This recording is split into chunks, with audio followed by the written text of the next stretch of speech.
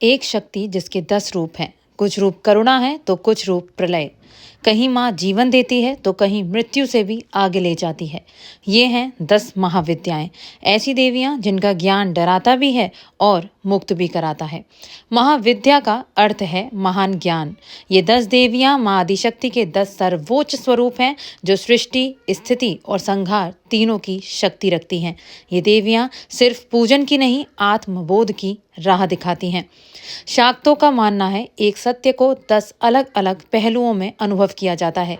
दिव्य माँ की पूजा और उनसे संपर्क 10 ब्रह्मांडीय व्यक्तित्वों के रूप में किया जाता है। 10 महाविद्या।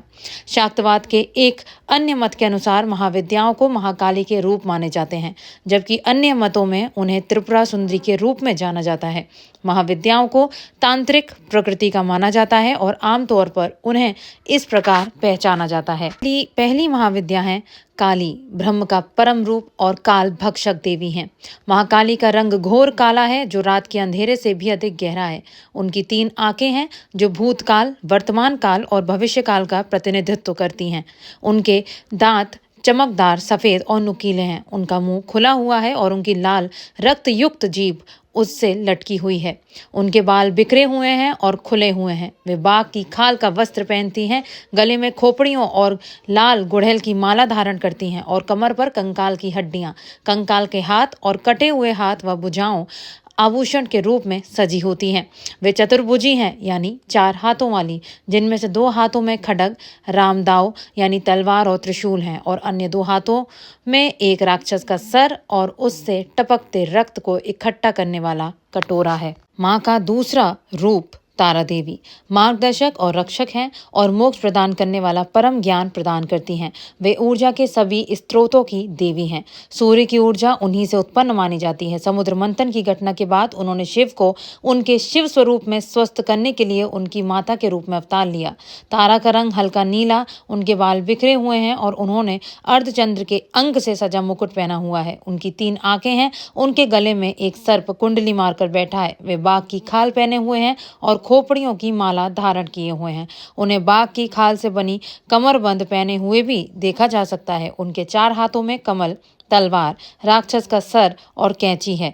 उनका बायां पैर लेटे हुए शिव पर टिका हुआ है। तीसरी महाविद्या है त्रिपुरा सुंदरी।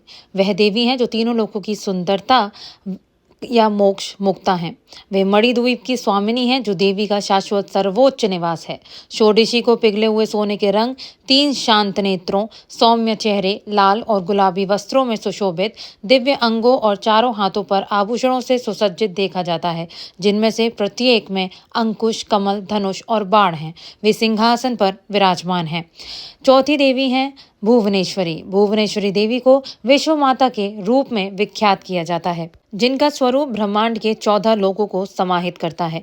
भुवनेश्वरी का रंग गोरा और सुनहरा है। उनकी 3 आंखें शांत हैं और उनका चेहरा सौम्य है। वे लाल और पीले वस्त्र धारण करती हैं। उनके अंगों पर आभूषण सजे हैं और उनके 4 हाथ हैं। उनके 4 हाथों में से 2 हाथों में अंकुश और पाश हैं, जबकि अन्य 2 हाथ खुले हुए हैं। वे एक दिव्य सिंहासन पर विराजमान हैं। 5वीं महाविद्या है भैरवी। भैरवी भयंकर देवी, भैरव का स्त्री रूप। भैरवी का रंग ज्वालामुखी की आग जैसा लाल है। उनके 3 क्रोधित आंखें हैं और उनके बाल बिखरे हुए हैं। उनके बाल उलझे हुए हैं, जूड़े में बंधे हैं, जिस पर अर्धचंद्र बना है और दोनों तरफ से 2 सींग निकले हुए हैं। उनके रक्त रंजित मुख के दोनों सिरों से 2 नुकीले दांत निकले हुए हैं। उन्होंने लाल और नीले रंग के वस्त्र पहने हैं और गले में खोपड़ियों की माला है। उन्होंने कटी हुई हथेलियों और हड्डियों से सजी कमरबंद भी पहनी है। वे सांपों और नागों से भी सजी रहती हैं। उन्हें शायद ही कभी आभूषण पहने देखा जाता है। उनके चारों हाथों में से 2 खुले हैं और 2 में माला और पुस्तक है। 6वीं देवी आती हैं छिन्नमस्ता। छिन्नमस्ता स्वयं अपना सिर काटने वाली देवी हैं। उन्होंने जया और विजया को संतुष्ट करने के लिए अपना सिर काट लिया। छिन्नमस्ता का रंग लाल है और उनका रूप भयावह है। उनके बाल बिखरे हुए हैं। उनके 4 हाथ हैं, जिनमें से 2 में तलवार और 1 हाथ में उनका कटा हुआ सर है। 3 धधकती आंखें हैं और उनका चेहरा भयानक है। उन्होंने मुकुट पहना हुआ है। अनेक अन्य 2 हाथों में फंदा और पीने का कटोरा है। वह आंशिक रूप से वस्त्रधारी महिला हैं। उनके अंगों पर आभूषण हैं और उनके शरीर पर खोपड़ियों की माला है। वह एक संभोग करते जोड़े की पीठ पर सवार हैं। धूमावती विधवा देवी हैं। धूमावती का रंग सांवला गहरा भूरा है। उनकी त्वचा झुर्रीदार है, मुंह सूखा है, उनके कुछ दांत गिरे हुए हैं, उनके लंबे बिखरे हुए बाल भूरे हैं, उनकी आंखें लाल हैं और उनका चेहरा भयावह है, जो क्रोध, दुख, भय, थकावट, बेचैनी, निरंतर भूख और प्यास का मिला जुला रूप प्रतीत होता है। उन्होंने विधवा के वस्त्र पहने हुए सफेद वस्त्र धारण किए हैं। वे बिना घोड़े के रथ पर विराजमान हैं और रथ के ऊपर एक कौए का चिन्ह और एक ध्वजा है। उनके हाथ कांप रहे हैं। एक हाथ वरदान और या ज्ञान प्रदान करता है और दूसरे हाथ में सूप है। अब बगलामुखी माता, जो उनका 8वां स्वरूप है। बगलामुखी शत्रुओं को पगु बनाने वाली देवी हैं। बगलामुखी का रंग पिघले हुए सोने जैसा है। उनकी 3 चमकदार आंखें, घने घने बाल और सौम्य भाव है। उन्हें पीले वस्त्रों में देखा जाता है। उनके अंगों पर पीले आभूषण सजे होते हैं। उनके दोनों हाथों में गदा या गदा होती है और वे राक्षस मदानुसार को जीभ से पकड़े रहती हैं ताकि उसे दूर रख सकें। उन्हें या तो सिंहासन पर या सारस की पीठ पर बैठे हुए दिखाया जाता है। वी माता मातंगी माता हैं, ललिता की प्रधानमंत्री, जिन्हें कभी कभी श्यामला कहा जाता है। मातंगी को अक्सर पन्ना हरे रंग की त्वचा, घने बिखरे हुए काले बालों, 3 शांत आंखों और चेहरे पर सौम्य भाव के साथ चित्रित किया जाता है। उन्हें लाल वस्त्र और परिधान पहने हुए देखा जाता है। उनके कोमल अंगों पर विभिन्न आभूषण सजे होते हैं। वे राजसी सिंहासन पर विराजमान हैं और उनके 4 हाथ हैं, जिनमें से 3 में तलवार या कृपाण, एक खोपड़ी और एक वीणा है। उनका एक हाथ अपने भक्तों को वरदान प्रदान करता है।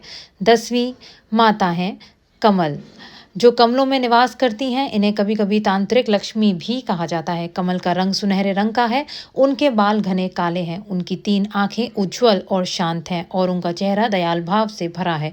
उन्हें लाल और गुलाबी वस्त्रों में देखा जाता है और वे विभिन्न आभूषणों से सजी हुई हैं तथा उनके सभी अंगों पर कमल है। वे एक पूर्ण विकसित कमल पर विराजमान है और उनके 4 हाथों में से 2 में कमल है, जबकि 2 हाथों में वे अपने भक्तों की मनोकामनाएं पूरी करती हैं और भय से सुरक्षा का आश्वासन देती हैं। ये सभी महाविद्याएं मणिद्वीप में निवास करती हैं। हालांकि महाभागवत पुराण और ब्रह्मधर्म पुराण में षोडशी को त्रिपुर सुंदरी के रूप में सूचीबद्ध किया गया है, जो उसी देवी। तो अगर आपको यह वीडियो पसंद आया हो तो वीडियो को लाइक करें, शेयर करें और हमारे चैनल भक्ति विद अंशी को सब्सक्राइब करना ना भूलें।